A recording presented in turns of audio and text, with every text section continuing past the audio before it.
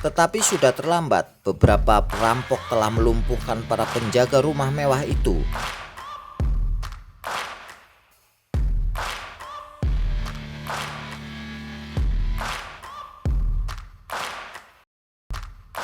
Sementara itu seorang pria mendatangi pos jaga rumah itu dan dia mengatakan kalau mobilnya mogok. Satpam itu mengatakan bahwa ini adalah jalan pribadi keluarga Lightstone dan ia akan menelpon mobil derek. Belum sempat menelpon, ia sudah roboh oleh pistol peredam milik pria itu.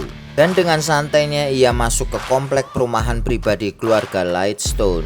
Sementara itu beberapa orang dengan nama Sandi Permen Tongkat mulai mempersiapkan niat jahat mereka terhadap keluarga Lightstone.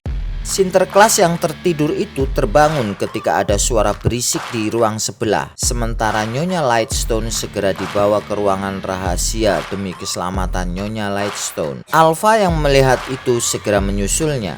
Namun ketika sudah sampai di pintu ruangan itu, pengawal segera mencegahnya karena mereka bukan prioritas untuk diselamatkan. Namun mereka terlambat, ternyata pemimpin perampok sudah di dalam ruang rahasia itu.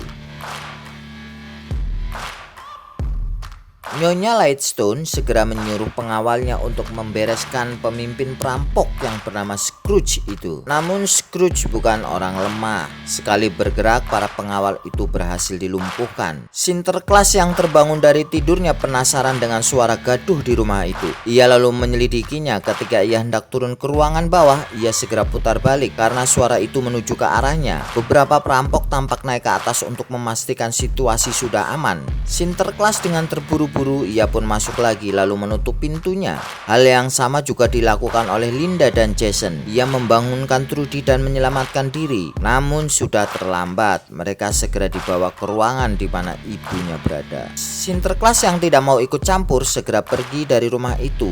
Namun media untuk menerobos cerobong asap error. Ia lalu mencari alternatif kabur. Ia melihat jendela namun untuk turun ke bawah terlalu tinggi. Dan salah satu perampok pun sudah di ruangannya. Tidak ada tempat sembunyi kecuali di balik pohon Natal. Dan itu pun tidak ada gunanya. Tidak ada gunanya sembunyi. Ia pun meminta agar diizinkan naik ke atas melalui cerobong asap. Karena masih banyak hadiah yang harus dikirimkan ke anak-anak. Tentu saja perampok itu tidak percaya begitu saja. Dan rupanya ia kurang sabar dan menghadiahkan popor senjata itu ke Sinterklas. Dengan mengadu kesakitan, Sinterklas mengingatkan jangan lakukan ini lagi. Namun perampok itu tidak peduli. Satu lagi gagang senjata itu hinggap di tubuh Sinterklas. Dan untuk yang ketiga kalinya, ia pun menangkis dan membalas menghadiahkan satu sundulan kepala. Dengan refleks perampok itu menembakkan senjatanya dan sebuah berondongan senjata pun mengenai atap. Dan celakanya tembakan itu membuat rusa-rusa penarik kereta terkejut dan langsung terbang meninggalkan Sinterklas.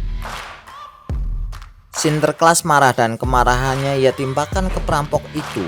Maka terjadilah pergumulan seru itu. Perampok itu tidak menyangka akan mendapatkan perlawanan sengit dari Sinterklas. Sinterklas yang kesakitan, ia lalu mengambil apa saja yang ada di hadapannya. Sebuah benda yang tergeletak di hadapannya lalu menghujamkannya ke kaki perampok itu. Ia pun menjerit kesakitan dan tanpa buang-buang waktu Sinterklas itu mendorong perampok itu keluar jendela. Tapi celakanya perampok itu terlempar dengan memegang lampu Natal.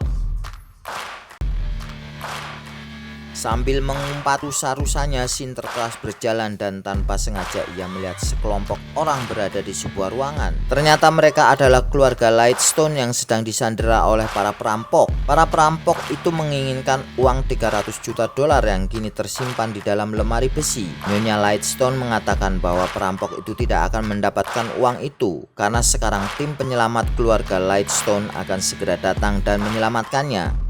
Namun kepala perampok itu tidak takut karena ia telah mengenal setiap anggota penyelamat. Ternyata omongan Scrooge bukan omong kosong belaka. Dia benar-benar sudah tahu tempat penyimpanan uang 300 juta dolar itu. Dan sekarang ia telah menyiapkan seorang ahli untuk membobol lemari besi itu. Ketika Scrooge sedang memantau lemari besi, salah seorang anak buahnya memberitahu ada sesuatu yang harus dia lihat. Dan betapa kagetnya ia mendapatkan anak buahnya meregang nyawa dengan cara yang mengerikan. Dan ia memperingatkan ada orang yang berusaha menggagalkan rencana mereka. Sementara Sinterklas yang berusaha untuk menyelamatkan diri melihat ada seorang anak buah Scrooge. Ia lalu mencari sesuatu dalam kantong ajaib untuk dijadikan senjatanya. Namun isinya semuanya video game. Dan akhirnya ia menemukan sebuah patung kecil. Paling tidak ini lebih baik daripada video game. Ia pun mengendap-endap mendekati anak buah Scrooge. Dan satu hantaman hinggap di tubuh bagian belakang anak buah Scrooge itu. Namun pukulan itu tidak cukup untuk membuat anak buah Scrooge itu roboh. Maka terjadilah perkelahian yang membuat Sinterklas jatuh bangun. Kemudian ia berusaha mengalihkan perhatian anak buah Scrooge itu, sementara tangannya sibuk memasukkan bola-bola biliar ke dalam sebuah kantong. Yang terjadi kemudian, kantong isi biliar itu pun hinggap di tangannya. Belum cukup sampai di situ, Sinterklas bergulingan melewati meja biliar dan langsung melayangkan kantong biliar itu ke tubuh anak buah Scrooge. Dan sesaat kemudian terjadilah saling tendang dan saling pukul di antara keduanya. Mereka sama-sama mempertahankan hidupnya. Rupanya anak buah Scrooge ini cukup kuat daya tahan tubuhnya, sehingga membuat Sinterklas harus berjuang menundukkannya. Dan dalam satu kesempatan akhirnya Sinterklas berhasil menundukkannya.